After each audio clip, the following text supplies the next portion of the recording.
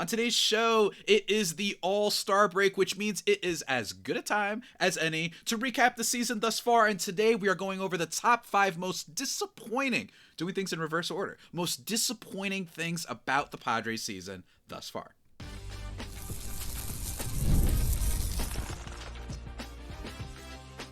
You are Locked On Padres, your daily San Diego Padres podcast. Part of the Locked On Podcast Network, your team every day. Greetings, ladies and gentlemen, and welcome to another edition of Locked On Padres podcast, which is part of the Locked On Podcast Network, your team every day for Wednesday, July 16th. As always, I'm your host with sometimes the most, Javier Reyes, and I've been covering this team for almost 6 years now, not just for this podcast, but various other outlets, including justbaseball.com, chief among them, a great website. Today's show, guys, we are going to be breaking a whole bunch of things down. And if you have questions about what we're about to break down, remember to go check me out on Twitter/X and Blue Sky at Javipeno, Javiipeno. Top 5 most disappointing things about the Padres so far this year. And I think that there's a lot to get through, right? I think that this has been a team that has been, honestly, in a lot of ways, we're being a little bit ungrateful. I mean, this is a team that basically following the Roki Sasaki signing, the temperature check on the fan base and the team itself and everything around it was pretty negative, right? So to be sitting at where they're at, 8 games above 500, you have to be happy about that. But there are individual things to be disappointed by with the Padres this year.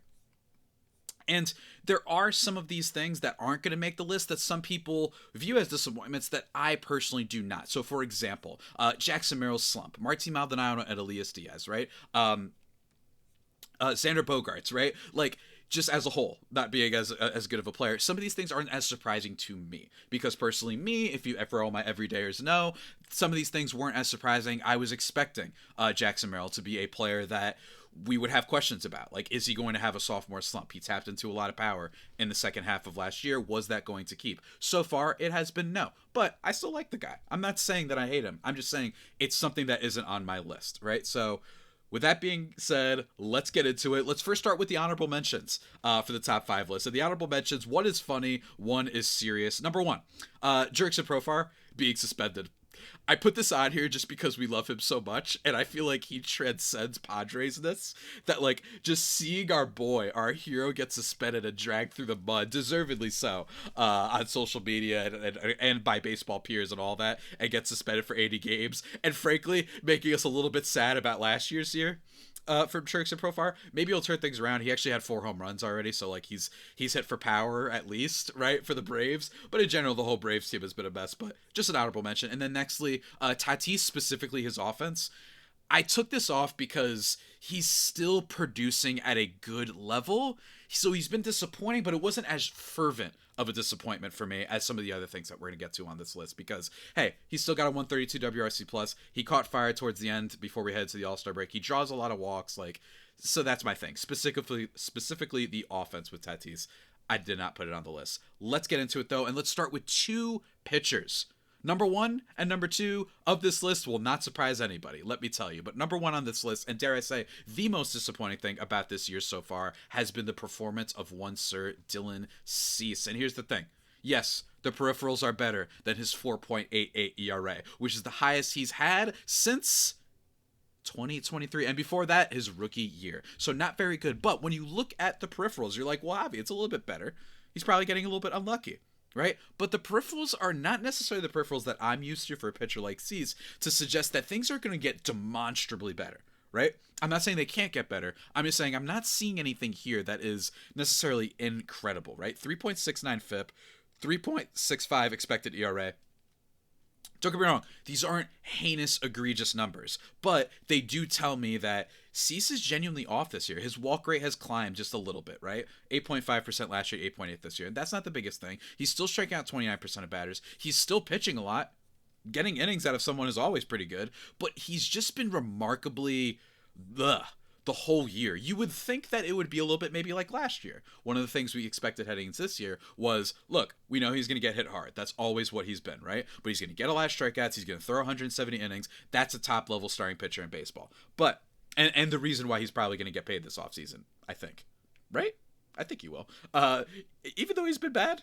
Yeah, I think, right? I don't know. We'll have to see. But I think that with Cease, last year what we saw was that by month he really struggled, right? He was really inconsistent. There would be some games where he goes 4, gets blitzed for 5 runs, and then he would go on like a 2-3 start rampage, right? And get 6 innings, 11 Ks. He hasn't had too many blow up starts necessarily this year, but he is like where he's giving up like 6 runs or something like that. He's only had a couple.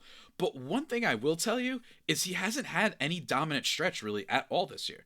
And that culminates in the 4.88 ERA. Last year, in March and April, he struggled as well, right? Like March and April was not very good for him.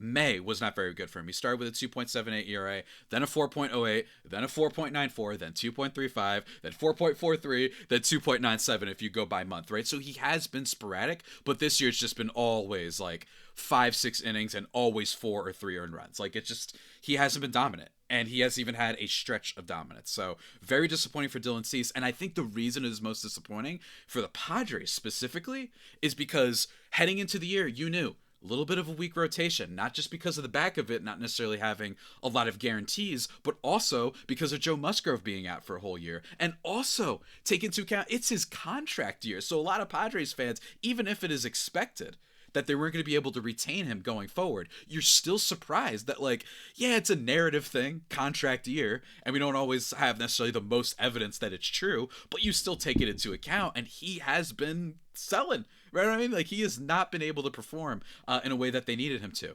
I don't think it's impossible for him to turn things around, because I don't see anything just, like, incredibly bad in his statistical underlying things. I don't see anything egregious, but it's still something that makes us say, what if this guy is going to be a 4.4 ERA this year? And that's going to be helpful, but not what you wanted from the guy who's supposed to be the number 2 in your rotation. So Dylan Cease, number 1, and dare I say the most disappointing thing by the Padres this year. But we're going to follow that up with another pitcher who is... he was on my bold predictions list, guys. He was. And you know what? Sometimes you guys know more than me. Sometimes people that hate just because of what they see are absolutely right, and I need to listen to that more, and that is Yuki Matsui, relief pitcher for the Padres, who we're going to talk about in just a second. But first, a word from one of our sponsors.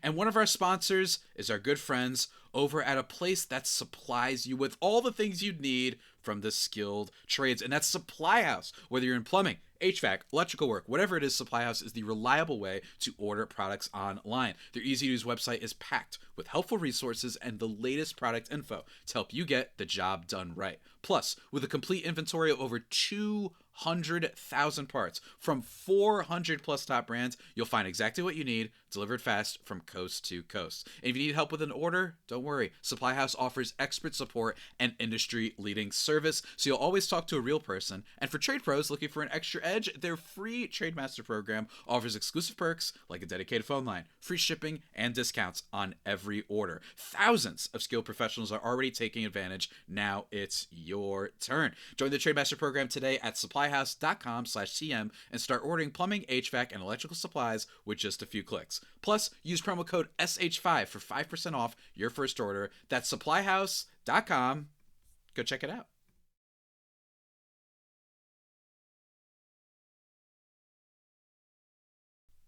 And just like that, everybody, we are back here thriving and vibing on the Locked On Padres podcast, your team every day for Thursday, July 16th. Hold on, Wednesday, July 16th. Okay, yeah, let me lift the facade. For those who are wondering, I have recorded a bunch of episodes ahead of schedule. Just a little bit of a programming note. So you're going to hear some things over today, tomorrow, and Friday that might become out of date in terms of, I might not become out of date, but I might miss some things.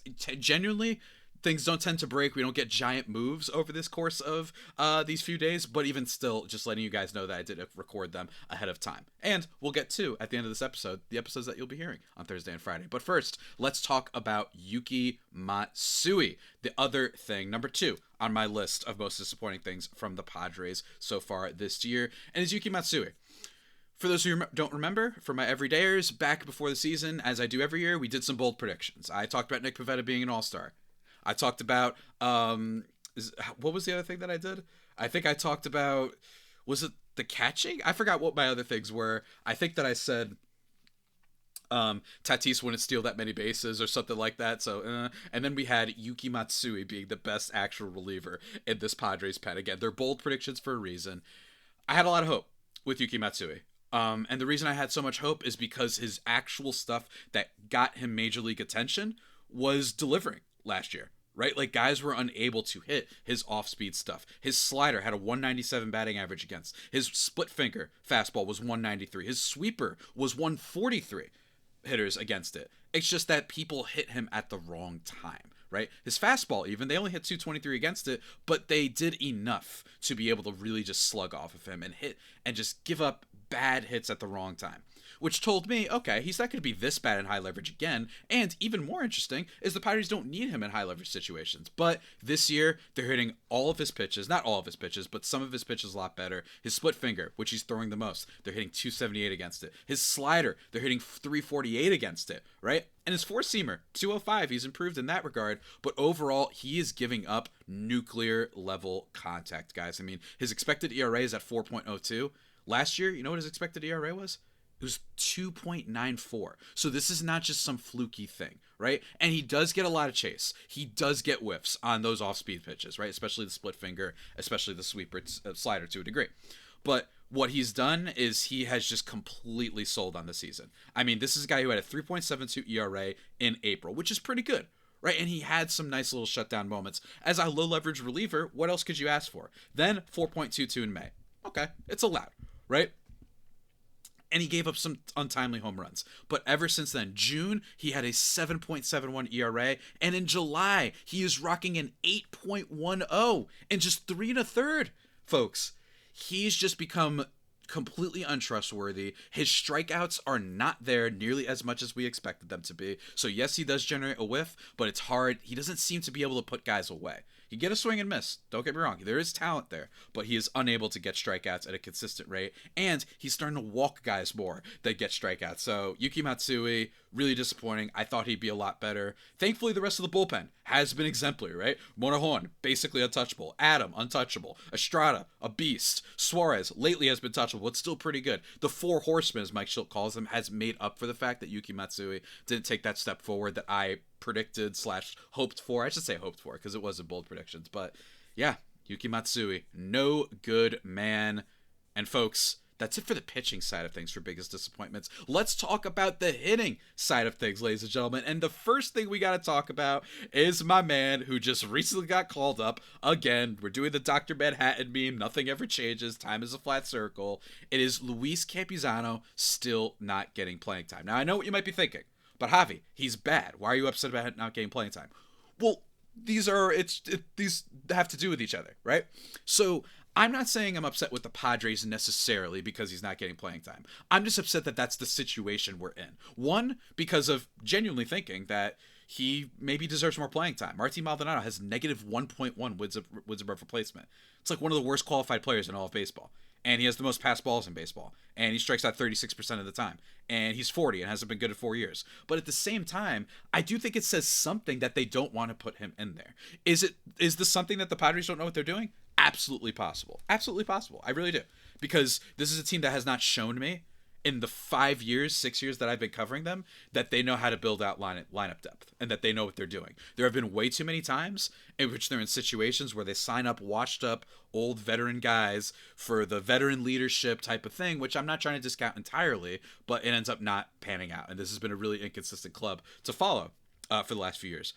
But with Luis Campusano, I just think that, like, it might signal that he is truly bad. It might. Right, the fact that he never gets a chance, and in fairness, when they did give him chances, albeit sporadically, and I maintain my belief that the Padres did a horrible job with his developmental process and calling him up, sending him down, calling him up, sending him down, calling him up, sending him down for no reason sometimes. You remember Austin Nola? Why was that guy getting at bats all the time over him, right? So I still agree with that, but overall, he has been bad. He doesn't even have a hit yet this year. And he had 2 strikeouts in his first game coming back to the Padres recently. So it also might be that he's bad. He's not a good defensive catcher. I think that's a huge problem. We might just be looking at the Babe Ruth of AAA, Crash Davis, and nothing more. And it's really unfortunate, especially given the poor play by Padres catching, that he still isn't good enough. But hey, What can I say? That is just how the cookie crumbles sometimes. And let me tell you, when it comes to the rest of the roster, my number 4 entry on the top 5 most disappointing things of the Padres in 2025 is the Padres seemingly just, ooh, baby, not addressing left field at all, and just the in general issues they've had with depth. And this was something that I know you might be saying, oh, Javi, hold on. You just said at the top of the podcast that you thought you weren't going to put things like Jackson Merrill because you personally don't see it as much of a surprise. Why are you surprised at the no lack of depth? We knew left field was going to be a problem. I know. But I'm disappointed by how seemingly they've shown that they really, really had no plan. Right? With left field this year for the Padres, it has been an absolute dumpster fire. Right? And in general, my thing here isn't just left field, it's in general Padres position player depth. Because nearly everybody that they've brought up, outside their core, guys, outside your Manny, Tatis, Cronenworth, Sheets, Merrill, Arise, even to a degree, they've been really, really bad, man. And Luis Arise this year, by the way, has not performed all that great, right? Like, Luis Arise has actually not been very good. He's a 0-win player. He's 0. Because he has been turning it on a little bit, but a 100 WRC plus ain't going to do it. I've been surprised by the amount of negative players that the Padres have had this year. And we're going to talk a little bit more about that and talk about my final issue with the Padres this year. And let me tell you, that final issue, you guys are going to think I'm broken record. You are. You're going to say, Javi, we're talking about this again? We're doing this again? As my glasses get a little bit crooked? We're doing this again? What's wrong with you, man? Give me new content. Come on. Well, folks, we'll just have to wait and see exactly what I'm talking about. But first, a word from one of our sponsors. And that sponsor is the legendary folks, not at Supply House, but at the money that is monarching, folks. Let me tell you about Monarch Money, because if you want to manage your money and make it easier to do as such, well, Monarch Money, it can do that for you, whether you're growing your savings or planning a big purchase. Monarch puts you in the driver's seat. It's like having your own personal CFO, give you full visibility and control over your finances. Monarch Money is more than a budgeting app. It's a complete financial command center. You can track all your accounts, investments, and spending in one place. So in addition to managing your money, you're also building wealth. And as well, if you have a partner, guess what? If you share finances, Monarch can help you stay on the same page and give you the insights you need. Set the goals you need. Tell you with the insights like, what are you spending too much money on?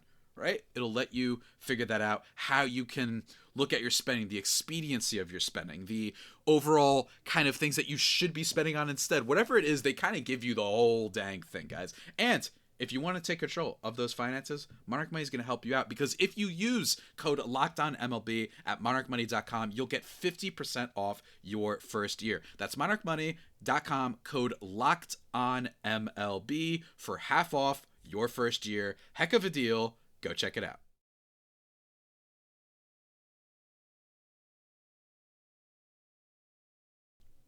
And just like that, everybody, we are back here, thriving and vibing on the final segment of this here podcast. Remember, you can follow me on Twitter/X and Blue Sky at Javipeno, JAVIIPNO, or just leave your comments in the comment section below if you want to have them answered and whatnot. If you have any comments about, hey, Javi, you missed this on the top 5 list, well, let me know down below. I'd love to hear your responses. We'll answer them next Monday. In terms of disappointments, we were on number 4, Padres depth in terms of the position players, not necessarily pitching. The Padres have 12 players, according to Fangraphs, that are negative in wins above replacement. Now, yes, I understand some of them we shouldn't count, right? I understand that, but I'm just doing it for sake of exercise, right? Like guys like Tirso Ornelas, Mason McCoy, although I actually think we should count Tirso to a degree in his own way. Connor Joe only played 7 games, right? Like there are some guys here that are in the negative that we should talk about, for sure, but it is also true that they haven't been on the team as long enough. But that's the case with all teams that are going to have some negative WAR players. That's just how it works. But Martin Maldonado, negative 1.1 wins of replacement. Jose Iglesias, negative 0.6. Jason Hayward, negative 0.5. Luis Campusano, somehow managing to be negative 0.4 in just 10 games and 27 at-bats. Yuli Gurriel, shocker, negative 0.4. He had a 3 WRC plus at the time when he was with the Padres. Trenton Brooks, Elias Diaz, Oscar Gonzalez, Connor Joe, Tyler Wade, Tirso Ornelas, Mason McCoy. What I think this says is that the Padres really had a stunning lack of depth. And here's the thing, and maybe I'm getting a little bit too insider weird for you guys, but I just feel like I'm just so used to teams being able to procure average out of nowhere. And with a team like the Padres, who have such great scouts and great, usually, development systems, this really is a shot at telling you, man, they really did give up a lot and not build out the rest of the team very responsibly. And in terms of the rest of Major League Baseball, teams that have players in negative Fangraphs wins above replacement metrics, the only team that is higher than the Padres is the Rockies with 15. That's right, that's the only team. And they are tied with the White Sox with 12, and then the Orioles have 11, the A's have 11, and then the Royals have 10. Right, so that is not good company to be in. Rockies, White Sox, Orioles, Royals, and A's. Just to give you an idea of how many negative players the Padres have had this year. Showing that, one, their depth isn't good, and two, they don't have depth because they keep bringing up guys. Left field, especially, has been a disaster for this team basically all year, with Sheets having to play there now. Even though they know he's not a good defensive player, they just got to get somebody out there. Tirson Ellis, granted, barely got a chance, and this is another problem with the Padres, right? But in general, I describe this as just not having a plan, seemingly, when it comes to the depth issues on this team. We'll see if they make a trade, though. But in my opinion, pretty bad, pretty disappointing. The last point, though, on this top 5 list, I say it all the time, and to a degree, it's something that you kind of can't really prepare for. And in some ways, I think that they might get too much flack in this area, but it is the Padres' struggles with runners in scoring position. Here's the thing. We've talked about it a lot for this year. I put this as a disappointment because I didn't think that they would whiplash this far backwards. They are 20th, though, so far this year, hitting .238 with runners in scoring position. Last year, they were 4th. In 2023, they were 26th. You guys remember that absolute hellscape of a year. 2022, they were 16th. 2021, they were 15th. Overall, they are 23rd with runners in scoring position since 2021. And it's worth mentioning, though, that there are some teams that hit below them, right? And you might be wondering, well, Javi, if we're 23rd in total, how have we at least even made the playoffs twice? It's because they've been good in high leverage situations. So this is like the lowest on my list, possibly, of disappointments, because the Padres have actually, they're like second or third in high leverage situations since the beginning of 2021. They tend to get big hits, and in my opinion, that's because they have some big stars. They get big hits at the end of the games when they do matter, but watching the Padres, it's always really tough. It's also worth noting that it is a tough place in Petco Park to hit for batters, typically, so that might have something to do with this. But it's still really frustrating to watch, I think, this year in particular, because the guys that aren't doing well, right? The guys that are not doing well are guys that should be doing better. And the main one is Xander Bogaerts, who I said wasn't going to be on this list. I lied to you. But specifically for disappointment, it is the fact that he is once again part of this issue with runners in scoring position. He's hitting 165 with runners in scoring position this year. The only players on the Padres that have hit worse are Yuli Gurriel, Martin Maldonado, Elias Diaz, Connor Joe, Trenton Brooks, Campy, Mason McCoy, Tirson Ellis. Those are the only ones that rank behind. And considering that most of those guys haven't really played all that much, we have not seen any of them, aside from Elias Diaz and Martin Maldonado, since like the first month of the season.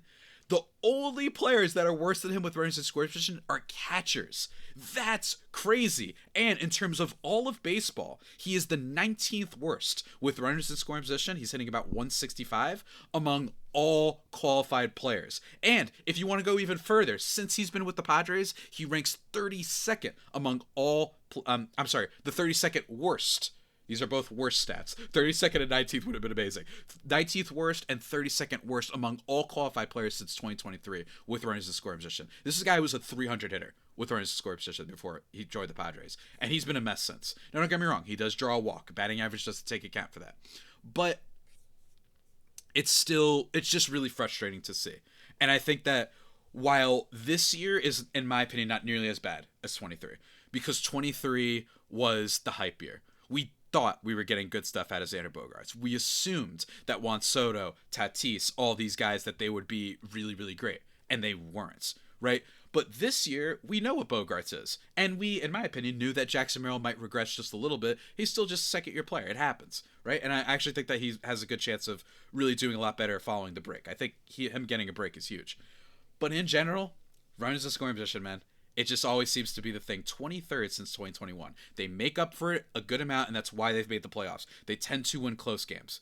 And that matters. That's big. But for a team that spends as much money on their team as the Padres do, you would think that some of these guys would step up a little bit more and we'd give those fans that sell out the seats a little bit more love. Again, the weakest of my 5 complaints because of the high leverage numbers, but nonetheless worth talking about. And folks, that is it for my top 5 most disappointing things for the Padres this year. Let me just repeat one more time. It is Dylan Cease, Yuki Matsui, Luis Campusano not getting playing time, the Padres seemingly not having any plan and just not having depth, right? And being this disastrous with their depth. I didn't necessarily expect it to be that bad. And then runners in scoring position. If you guys have one that you think didn't make the list that should have, please let me know and give me your reasoning in the comments or hit me up on Twitter/X and Blue Sky at Javiipeno, JAVIIPENO. As promised, though, let me tell you guys, since I am recording these episodes ahead of time, we are talking about the positives for tomorrow's episode, guys. The biggest joys, top 5 for tomorrow's episode on Thursday, July 17th. And then Friday, I'm going to talk about the 5 biggest things. We couldn't get a guest, I don't think, for Friday. And I had things to do, so I had to schedule them and do my episodes now. Friday, we are talking about the 5 biggest things to look out for in the second half for the Padres. So it should be a lot of fun. Big kind of recap, projecting, sort of a week of episodes before we get back to things on Friday against the Nationals. And we get that trade deadline. It's going to be here soon. And I'm going to be in San Diego soon, starting the July 23rd to the 29th. If you made it this far in the podcast, and if you happen to be in San Diego, let me know. Maybe we can hang out if you're a fan of the show. Who knows? But until that next time, stay safe and, of course, stay faithful. My Fire Faithful homies, take care.